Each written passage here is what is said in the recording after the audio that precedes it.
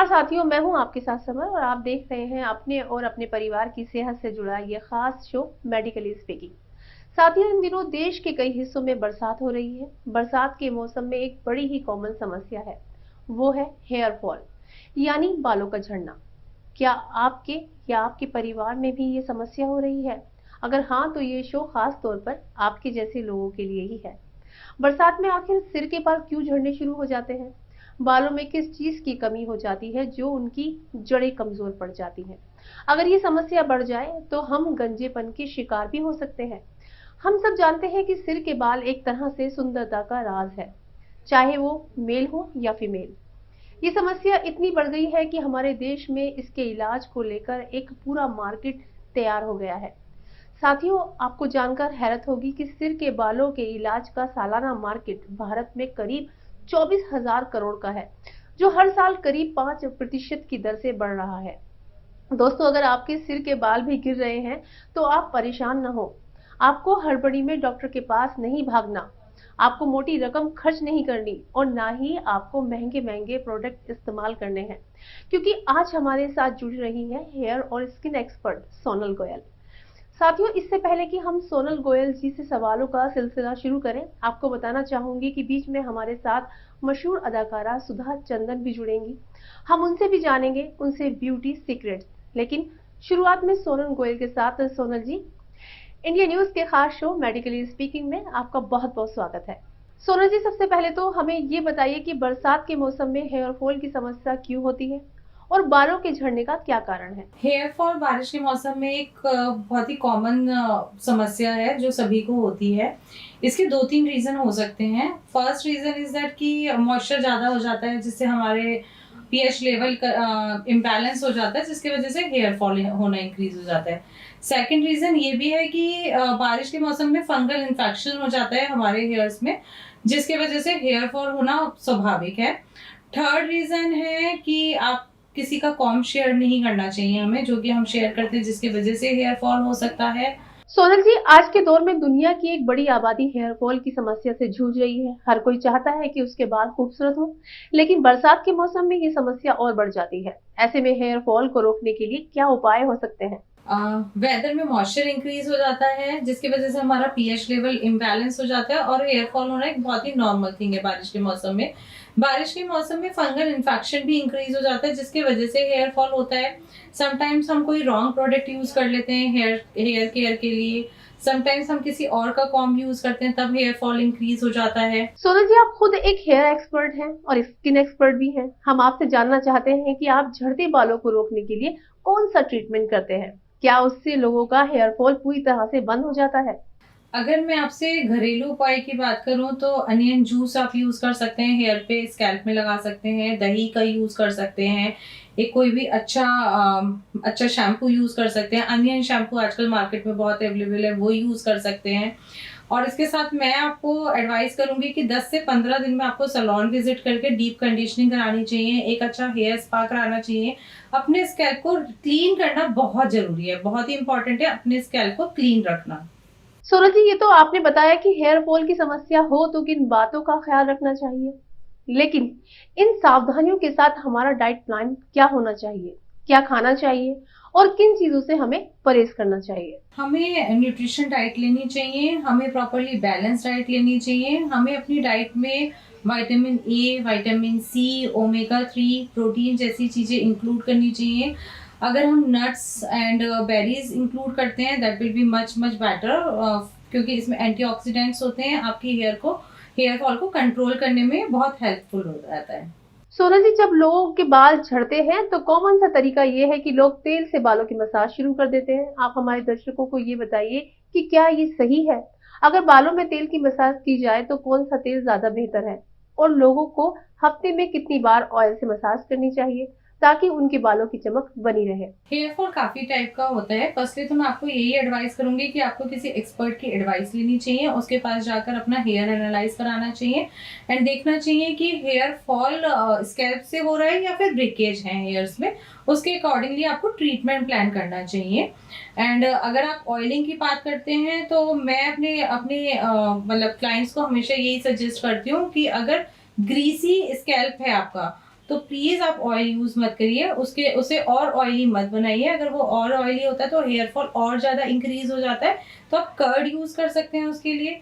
अगर आपका scalp dry है, फ्रीजी हेयर से आपके, तो उसके लिए आप एलोवेरा यूज कर सकते हैं घर पे।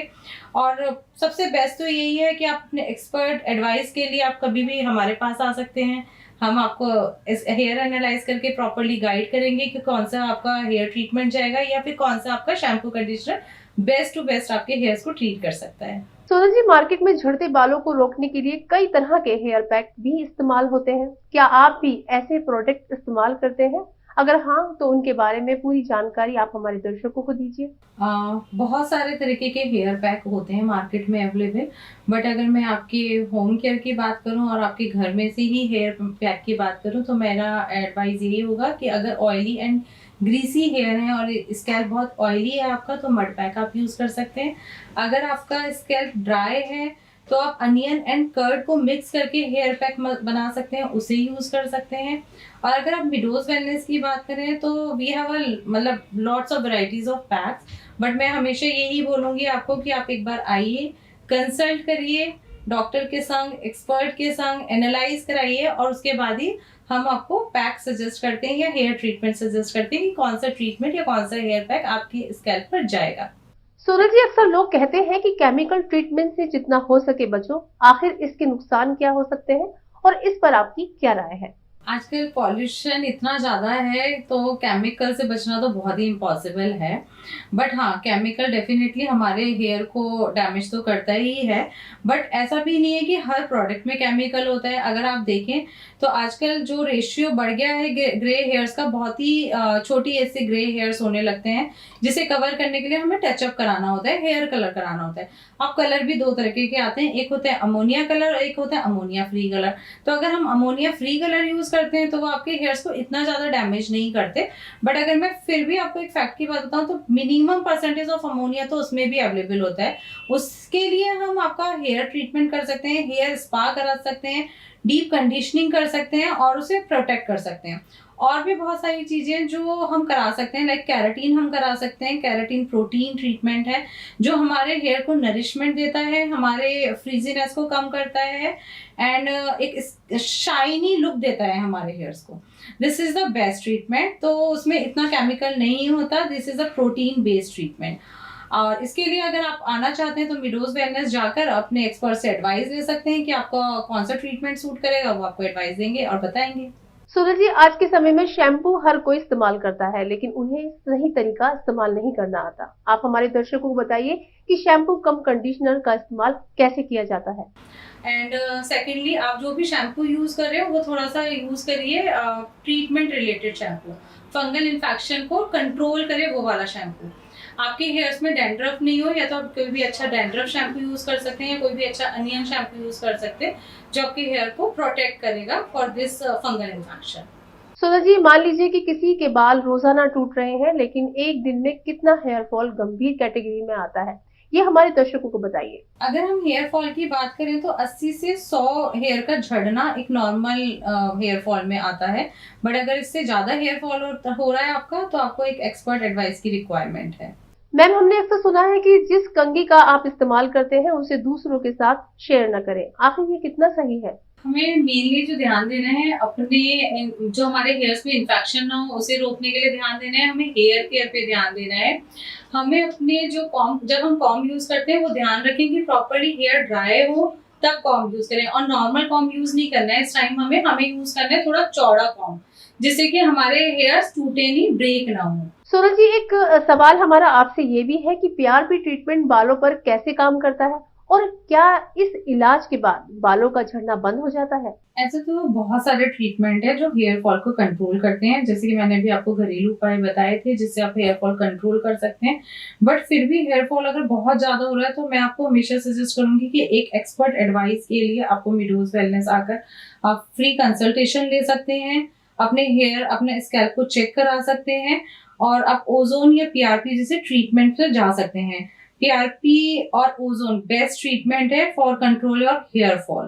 सोनल जी, पुरुष तो रोज अपने बालों को धोते हैं लेकिन महिलाएं नहीं धो पाती। वो हफ्ते में कितनी बार अपने बाल धो सकती हैं, इसके बारे में जरा बताइए। मेल्स के लिए हेयर वॉश करना डेली रूटीन में it's not a big problem, but अगर मैं एक फीमेल की बात करूं तो उसे भी हफ्ते में 2 से 3 बार अपने हेयर वॉश करने चाहिए, क्योंकि स्कैल्प क्लीन करना बहुत ही ज्यादा इंपॉर्टेंट है। अगर स्कैल्प क्लीन नहीं होगा तो हेयर फॉल होगा ही होगा। तो हमें स्कैल्प क्लीन करने के लिए हफ्ते में 2 से 3 बार एक अच्छे शैम्पू से या एक अच्छे कंडीशनर का यूज करके अपने स्कैल्प को क्लीन रखना बहुत इंपॉर्टेंट है।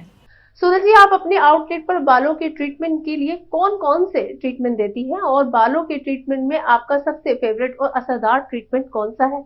ऐसे तो हमारे पास बहुत सारे सॉल्यूशंस हैं। पीआरपी है, ओजोन हेयर ट्रीटमेंट है, आयुर्वेदा हेयर ट्रीटमेंट है। We have a lots of treatment in Meadows, but हम ऐसे पहले फर्स्टली हम एनालाइज करते हैं हेयर को, स्कैल्प चेक करते हैं, उसके बाद ही हम क्लाइंट्स को सजेस्ट करते हैं कि कौन सा हेयर ट्रीटमेंट आप पर जाएगा।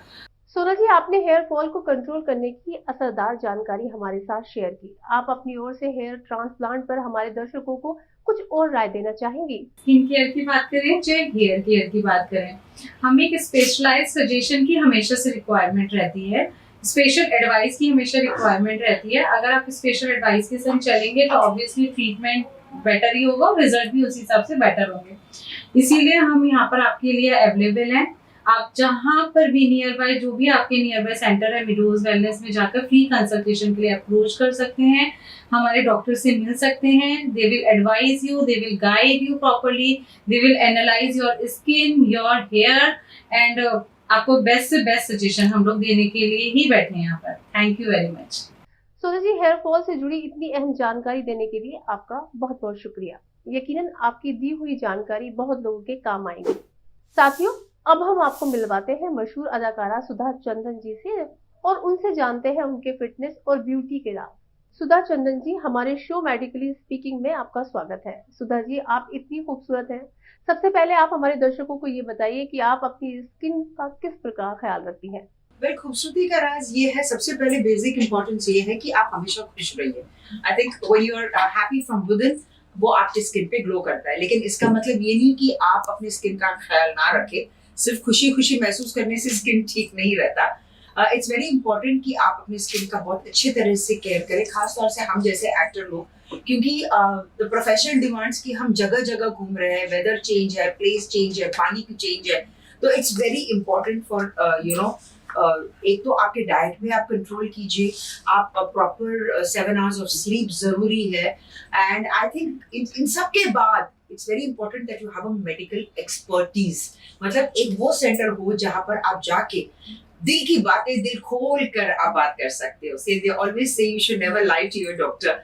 सो एक ऐसी जगह मैं आई हूँ, मेडोज वेलनेस क्लिनिक, जहाँ पर मैं आके अपने दिल अपना दुखड़ा रोती हूँ और कहती हूँ कि भैया ऐसी प्रॉब्लम है, वैसी प्रॉब्लम है, और वो हंसते हुए कहते हैं कि आप टेंशन क्यों ले रहे हैं, आप सही जगह आए हैं, we are there for you, मैं हूँ ना। सुधा चंदन जी, ब्यूटी और फिटनेस संबंधित कई सारे आउटलेट हैं, लेकिन आपने मेडोज को ही क्यों चुना? इसके बारे में जरा हमें बताइए। वो इसलिए क्योंकि आजकल हम बहुत होलिस्टिक अप्रोच की तरफ जा रहे हैं। बीट फूड, फूड में भी हम बहुत होलिस्टिक खाना खाने लगे हैं। सो जब आप अपना फूड कंज्यूम करते हो, जाहिर सी बात है कि वही आपके स्किन पे भी रिफ्लेक्ट करता है। It's very important that you have a holistic approach towards your skin too, और खास तौर से मेडोज में आपको वो एक होलिस्टिक अप्रोच मिलता है, because that's the way they treat your skin.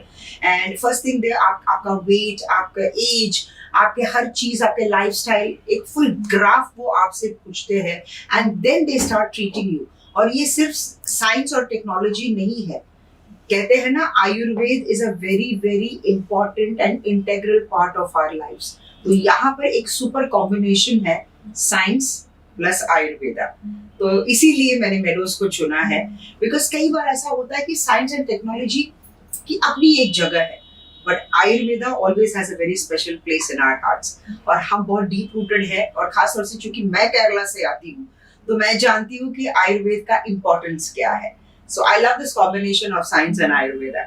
आपने मेडोज के आउटलेट से अपना ट्रीटमेंट कराया, आपका क्या एक्सपीरियंस रहा? मेरे लिए तो I would say 70 hour therapy, because low maintenance है, एंड ऐसा नहीं है कि भैया आपको हर 20 दिन में करना है, you can take a gap of 2-3 months. तो मेरे लिए बहुत आसान हो जाता है, खास तौर से because of the shooting schedules, और वो उतना टाइम नहीं मिल पाता है। So I rely on this and it's the best for anti ageing, क्योंकि जैसे जैसे उम्र बढ़ रही है वैसे वैसे ऐसा लग रहा है कि सवेरे सवेरे जब हम अपने खुद को मैं अपने आईने में देखती हूँ तो मुझे ऐसा लगता है कि I think I need it. So this is one of the best therapies that I am following, and मेरे लिए meadows is like one stop solution. जब भी मुझे ऐसा लगता है कि कुछ प्रॉब्लम्स हैं तो I immediately call them up and I do my 7D oil therapy, जिसके बहुत अच्छे रिजल्ट्स मिल रहे हैं मुझे। एक छोटा सा सवाल कि आने वाले टाइम में हम किन प्रोजेक्ट्स पे काम कर रहे हो, हम आपको कहाँ कहाँ और देखने वाले हैं? आप जहां जहां देखना चाहोगे सुधा चंदन को वहां वहां देख पाओगे। एक तो इतना प्यार मुझे आप सभी लोगों से मिल रहा है, तो मैं आप लोगों से दूर कैसे रह सकती हूँ। हर बार मैं सोचती हूँ कि इस प्रोजेक्ट के बाद मैं थोड़ा सा गैप लूंगी। सुधा जी, आप एक बेहतरीन डांसर हैं और साथ ही आप खुद को इतना मेंटेन करके रखती हैं। आप ये सब कैसे मैनेज करती हैं? जैसे मैंने आप लोगों से कहा कि हमारी जो लाइफस्टाइल है, समटाइम्स वी वर्क 24/7, रात को हम सोते ही नहीं है। जबकि अगर आप देखेंगे तो यही कहते हैं कि भैया you need that 7 hours of good sleep for your skin to breathe.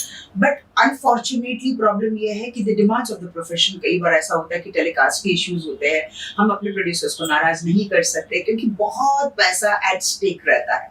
So we continue working. So this is the time जब आपको जरूरत पड़ती है एक अच्छे स्किन मेडिकल एक्सपर्टीज की। बट इन जनरल मैं normally I work 12 hours 9 to 9 generally, because मैं अपने रात की नींद से बहुत प्यार करती हूँ। I need to sleep around, I have my dinner around 8-8:30 और मैं सो जाती हूँ। तो मैं नॉर्मली 8 बजे के बाद काम नहीं करती, अच्छे से सोती हूँ, अच्छे से खाती हूँ, खुश रहती हूँ। I think this is also one reason कि मेरा स्किन बहुत यंग है। और मैम, आप हमारे दर्शकों को ये बताइए कि बरसात का मौसम है और इस मौसम में कैसे अपनी स्किन का ख्याल रखा जा सकता है? देखिए, जैसे आप जानते हैं कि द शेड्यूल जो है, हम एक ही जगह पे शूट नहीं करते, जगह जगह ट्रैवल करना पड़ता है इवेंट्स के लिए, शूट्स के लिए, परफॉर्मेंसेस के लिए। तो सबसे पहले जरूरी ये है कि आप जो बेसिक्स है वो तो हम कैरी करते ही है, बट इट्स वेरी इंपॉर्टेंट कि आप एक मेडिकल एक्सपर्टीज को कंसल्ट करें। जैसे जब मैं चेन्नई जाती हूँ तो बहुत ही गर्म है वहां पर, वहां का वेदर कभी कभी सूट नहीं करता। सो आई ऑलवेज कंसल्ट कि मैं ये फलाना जगह जा रही हूँ तो मुझे करना क्या है। तो एक सेट रूल्स या एक डेली रूटीन होता है वो मैं फॉलो करती हूँ, बिकॉज मैं अपने मेडिकल एक्सपर्टीज पे बहुत भरोसा करती हूँ। And at the same time मेरा ये भी मानना है कि हम इतने चीजों पर इन्वेस्ट करते हैं तो क्या ये जरूरी नहीं है कि आप खुद पर इन्वेस्ट करो, क्योंकि जो दिखता है वही तो बिकता है ना। So it's very important that हर कोई यही सोचता है कि नहीं भैया हम यहाँ जाते, स्किन केयर सेंटर्स में जाते, बहुत सारा पैसा खर्च हो जाता है। अरे कमाते क्यों है? ताकि हम सुंदर दिखे, है ना, ये जरूरी है। So learn to invest on your self. सबसे पहले खुद से प्यार कीजिए। प्यार करने के लिए, खूबसूरत दिखने के लिए थोड़ा बहुत अपने पर्स को खोलिए और इन्वेस्ट कीजिए, खर्च कीजिए, ये जरूरी है। मैम, एक छोटा सा सवाल हमारे इंडिया न्यूज चैनल से आपको साझा करना है। आप इस समय किस किस प्रोजेक्ट पर काम कर रही हैं और कौन कौन से प्रोजेक्ट आपके आने वाले हैं? जहां जहां आप मुझे देखना चाहोगे वहां वहां आप मुझे पाओगे, क्योंकि मुझे ऐसा लगता है कि एक बहुत लंबा कैरियर मैंने इस इंडस्ट्री में तय किया है। और आज अगर मैं इतनी सक्सेसफुल हूँ तो उसका श्रेय ऑफ कोर्स मैं अपने हार्डवर्क और डेडिकेशन को तो दूंगी, लेकिन साथ साथ मुझे ऐसा लगता है कि जो भी काम मैं करती हूँ वो आप लोग बहुत पसंद करते हैं। सो आने वाले काफी प्रोजेक्ट्स हैं, बट कुछ चीजें I think we should keep it as a surprise, right? क्योंकि जब आप मुझे टेलीविजन में देखोगे कि भैया एक नया प्रोजेक्ट आ रहा है सुधा चंदन का, तो the anxiety and the curiosity increases. लेकिन शीघ्र ही आप मुझे जरूर देखोगे। साथियों, आज के शो मेडिकली स्पीकिंग में हेयर और स्किन एक्सपर्ट सोनल गोयल ने हेयर फॉल से जुड़े कई सवालों के जवाब हमें बहुत ही आसान भाषा में समझाए। हम उम्मीद करते हैं कि जो दर्शक हमारे इस शो को देख रहे हैं उनके लिए ये जानकारी बहुत ही कारगर साबित होगी। साथियों, हमारे शो का उद्देश्य है कि आप स्वस्थ रहें और सेहतमंद रहें। तो चलिए साथियों, आज के लिए बस इतना ही। लेकिन जाने से पहले आपसे एक गुजारिश, अच्छा खाइए, अच्छा खिलाइए, अपना और अपने परिवार का ध्यान रखिए, रोजाना एक्सरसाइज कीजिए, हमेशा मुस्कुराते रहिए। नमस्कार।